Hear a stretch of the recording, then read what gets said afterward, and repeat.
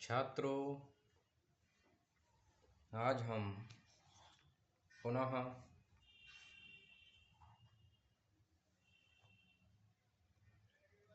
प्रेम मार्गी शाखा के प्रतिनिधि कवि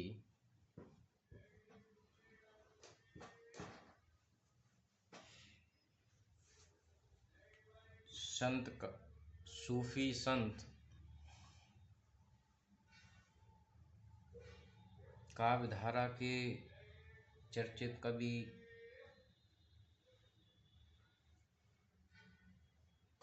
मलिक मोहम्मद जायसी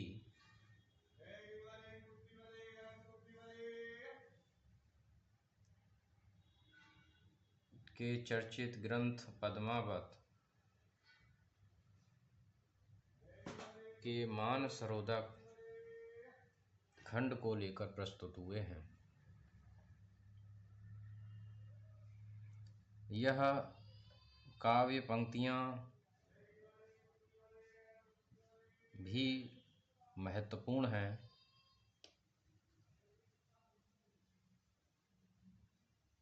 तो आज हम इनकी चर्चा करेंगे, इनके विषय में जानेंगे। तो आइए छात्रों, शुरू करते हैं।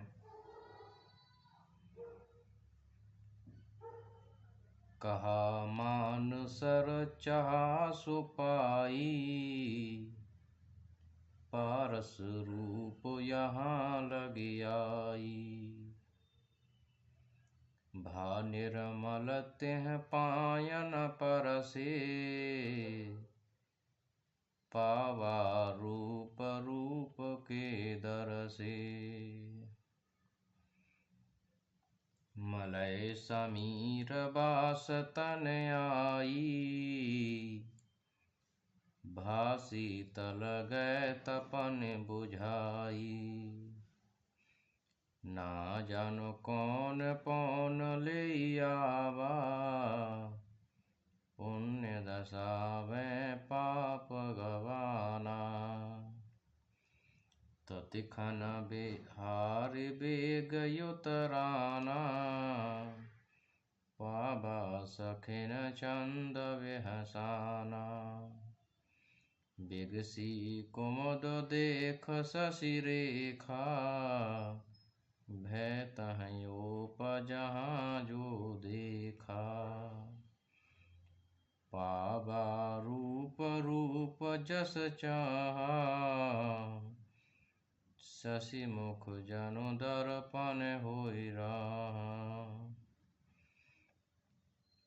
नयन जो देखा कमल भाव, निर्मल नीर शरीर। हसत जो देखा हंसवा, दसन ज्योति नगहीर। कि कहा मानसर चाहा सो पाई, और पारस रूप यहाँ लगी आई। अब तक पद्मावती की सखियां मानसरोवर के जल में जल क्रीड़ा कर रही थीं और उनका हार सरोवर में खो गया। और सब सखियां मिलकर उस सरोवर के जल में हार को तलाशती रहीं, खोजती रहीं, परंतु वह हार उनको प्राप्त नहीं हुआ। उसके बाद पद्मावती स्वयं उस हार को ढूंढने के लिए उस सरोवर में प्रविष्ट होती है। जैसे ही उस सरोवर में पद्मावती प्रविष्ट होती है, प्रवेश करती है, उसी प्रसंग के लिए जायसी जी ने इन पंक्तियों में प्रस्तुत किया है कि कहा मानसर चाहा सो पाई, और पारस रूप यहाँ लग आई। कि मान सरोवर की जो चाह अर्थात इच्छा थी, वह इच्छा पूरी हुई, अर्थात उसके मन की कामना पूरी हुई। पारस रूप यहाँ लग आई, अर्थात पारस रूप पद्मावती स्वयं मेरे निकट आ गई हैं। अर्थात जिस प्रकार से पारस पत्थर के सानिध्य से लोहा सोने में परिवर्तित हो जाता है, अर्थात मूल्यवान हो जाता है, उसी प्रकार से उनकी निकटता से मैं भी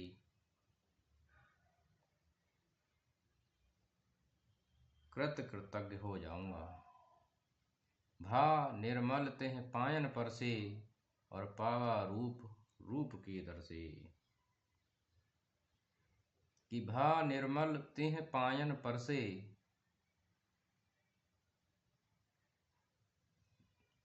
निर्मल अर्थात पवित्र, तेह माने उनके, पायन माने पैरों के, और पर से माने स्पर्श से।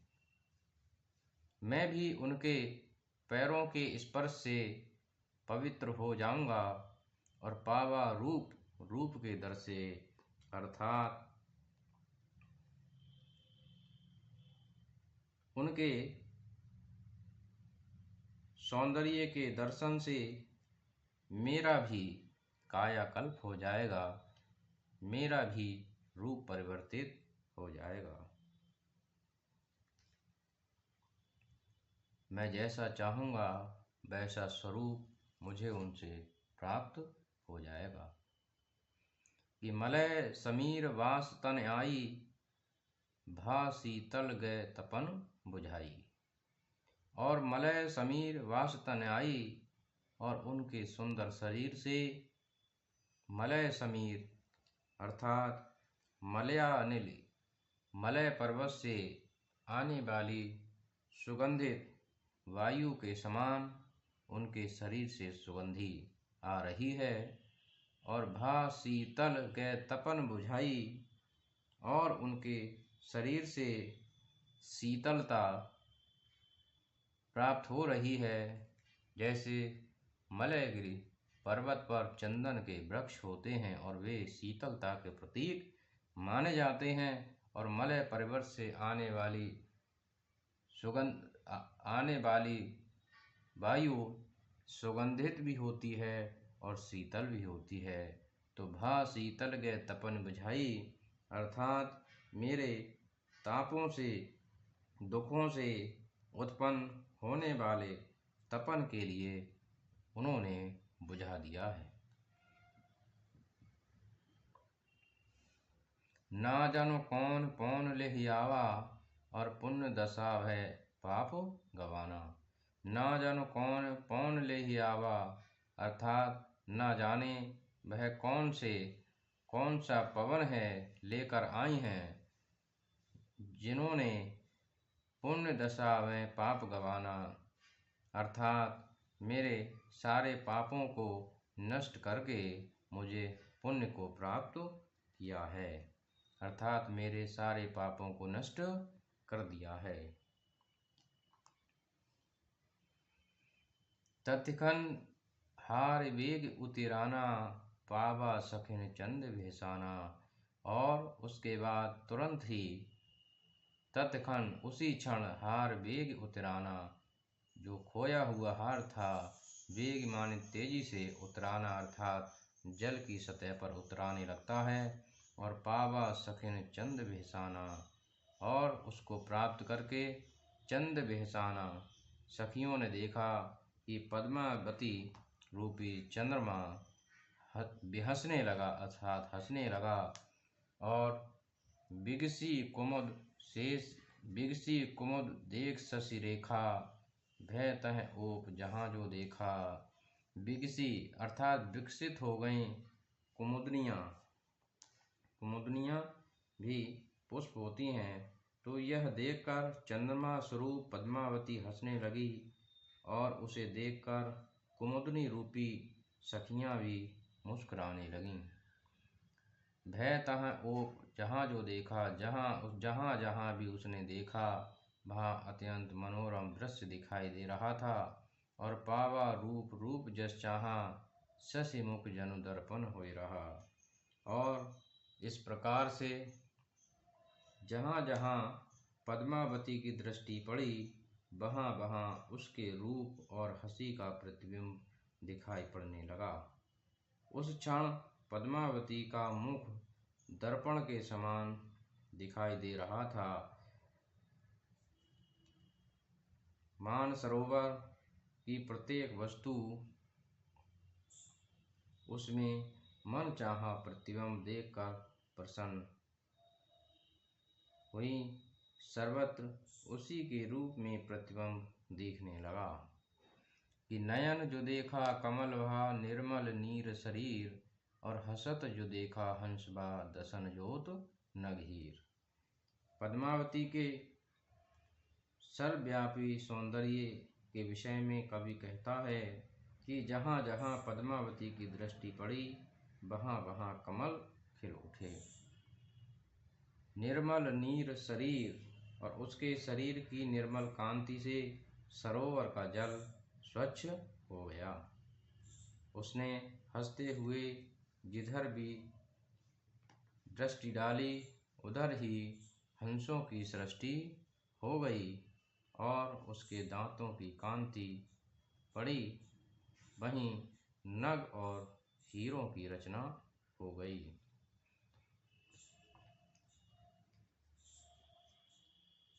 तो कवि ने इन पंक्तियों के माध्यम से ईश्वरीय सर्वव्यापकता का वर्णन किया है।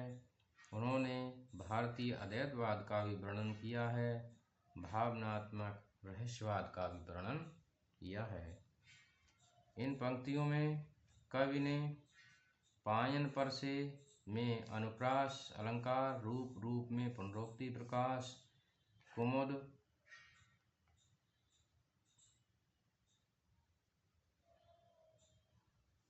कुमुद शब्द में कवि ने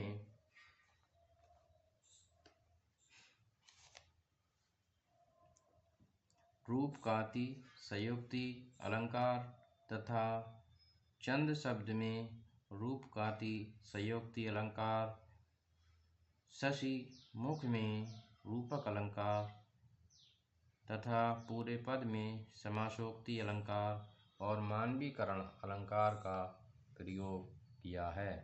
तो इस दृष्टि से यह अत्यंत महत्वपूर्ण पद दिखाई देता है। तो मैं समझता हूँ छात्रों कि आपने इसको समझा होगा। धन्यवाद।